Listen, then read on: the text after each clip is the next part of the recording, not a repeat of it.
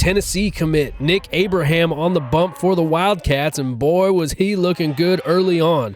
Here's one of his 11 punch-outs on Monday. Have a day, Nic Abraham. All right, well, I am excited for this next guest. He is one of the top pitchers in the state of California. He helped Franklin High School win its first ever Sac Joaquin Section Championship last year. He's 6-0 so far this year, 22-1 overall for his 3-year varsity career, a 1.04 ERA. He hasn't lost a game since he was a sophomore. I am pleased and excited to be joined by Nic Abraham. Nic, thanks for joining us here on Premier Preps this week. Thank you, Nick. Excited for it. Of course. Well, has your senior year been everything that you thought it would be so far? Everything and more. Yeah, it's been great. Yeah, it's gone by a lot faster than any other years, and that's kind of what I expected. It's what I heard from people, but no, it's been great. What got you into the game of baseball? From a young age, it was always in my face. My brother played, my dad was into it, my mom was into it. It's always been around my family. And it's always grown up watching it. My mom got me into Derek Jeter when I was young. And ever since then, I've been a big Yankee fan. And so, I've been playing it for a while, and I love the game. So without giving away too much of your secrets and going into your routine, what pitches do you throw? What type of velo are you hitting? What's your out pitch? What's in your bag right now? Yeah, so I go 4-seam, 2-seam, changeup, slider, curveball. This year I've bit the bullet a little bit with the fastball. I can throw my 4-seam harder, but my 2-seam has more action, and it gets swing and misses. It gets very weak contact. So I've been prioritizing throwing 2-seams. My changeup is what some would say is my best pitch. Righties or lefties, just one of the pitches that I've developed over the years, and it's been really good. Slider, I can throw it for a strike, throw it on 2 strikes, throw it wherever I want it, whenever I want it. The curveball is a pitch that I kind of developed this year. I had never really thrown it before this year, and it was always just kind of loopy, and it would get hit a little bit. But I've been throwing it all year long, and it's made a lot of people look stupid, and it's been a fourth pitch that can keep hitters off balance. You're not like the typical power pitcher that we're accustomed to seeing these days. You don't have any type of violence to your windup. You have a very smooth delivery in your mechanics. What would you say has been the biggest factor in developing your pitch arsenal? From a young age, I never had overpowering stuff. Usually at a young age, kids get overpowering, a fastball, and that's all they throw. And they get used to blowing fastballs by guys. And then high school, it catches up to them because no one's going to throw 115. At some point, you're going to level up with everyone else. So over the years, I had to learn how to pitch, and being able to learn how to pitch before getting all these different tools was such a huge thing for me. And since I was able to know how to pitch, now that I've gotten bigger and stronger and understood the game more and more, it's changed everything. Speaking of pitching, what is Nic Abraham like on bump days versus Nic Abraham on non-bump days? Yeah, no, I think you've seen it a little bit. Bump days, I'm locked in, I'm ready to go. I'm focused on the game. How can I approach different hitters? Coaches and I go over scouting reports, go over different things. On non-bump days, I do my same kind of thing, getting ready for the game. But then once it's game time, it's time to just be a cheerleader. It's time to cheer our guys on. It's good. Got to keep the energy in the dugout, got to get guys going, guys excited to be there. There's 9 guys on the field, and there's however many guys in the dugout. And if everyone is doing their job, then it makes baseball a hell of a lot more fun than when you're just focusing on those guys.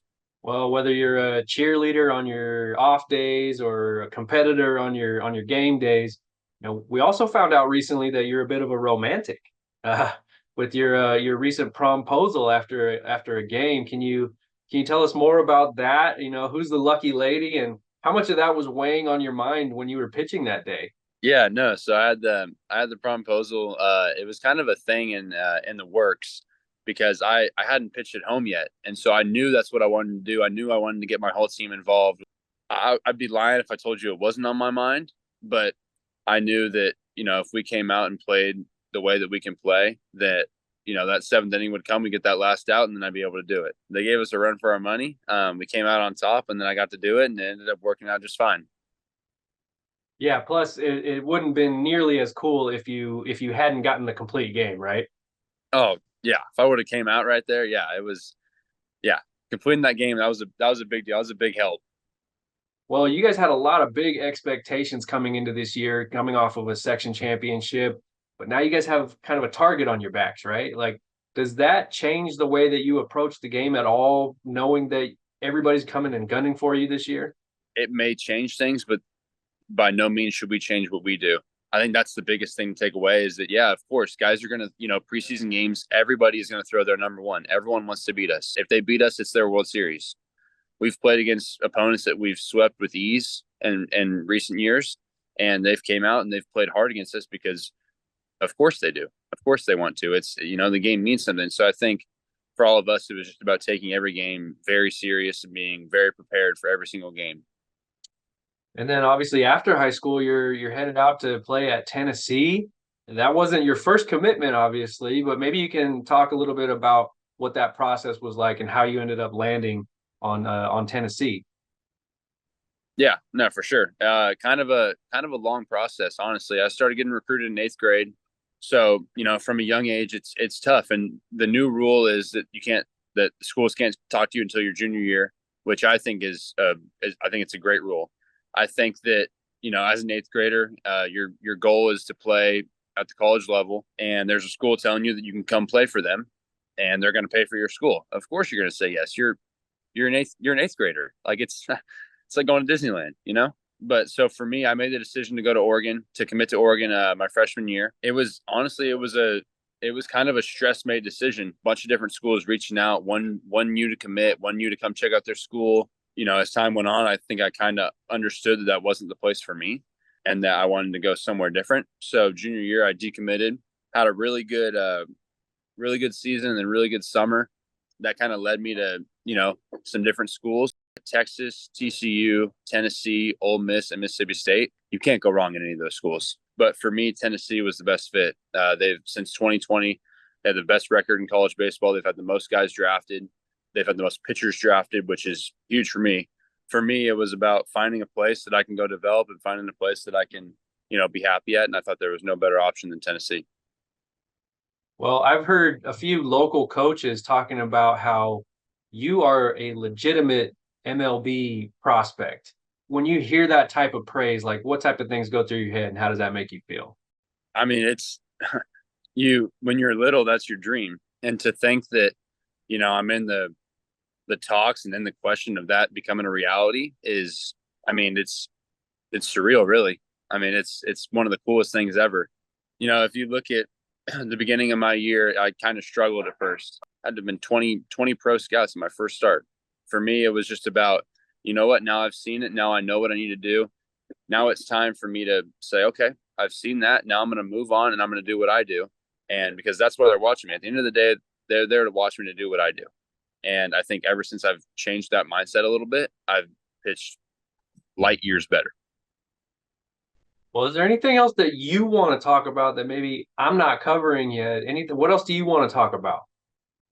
Well, I mean, we can always talk about that, how Franklin's going to get redemption in the NorCal playoffs this year. Last year we had some amazing leaders, some amazing players on the team. And we came up short against De La Salle in the NorCal semifinals. And that's something that every single returner, every single person that was at Franklin wants redemption. Every single person wants it so bad. And that's what we're all fighting for. We're going to go one game at a time, but trust me, we're going to get there and we're going to get redemption. And that's something that every single one of us thinks about almost daily. Well, you heard it here first on Premier Preps. Nic Abraham calling the shots for Franklin baseball. They're going to defend their section crown in a couple of weeks here and come after that NorCal crown, just as Nick said right now. Folks, Yep. Nick, you have a chance to check out a Franklin High baseball game. I highly recommend it. Do so early in the week so you can check out Nick pitch. That's usually when he goes, so he can get his team off to a hot start in that week. So, Nick, thank you so much for joining us here on Premier Preps. You are obviously welcome back anytime, man. Thank you, Nick. I appreciate it.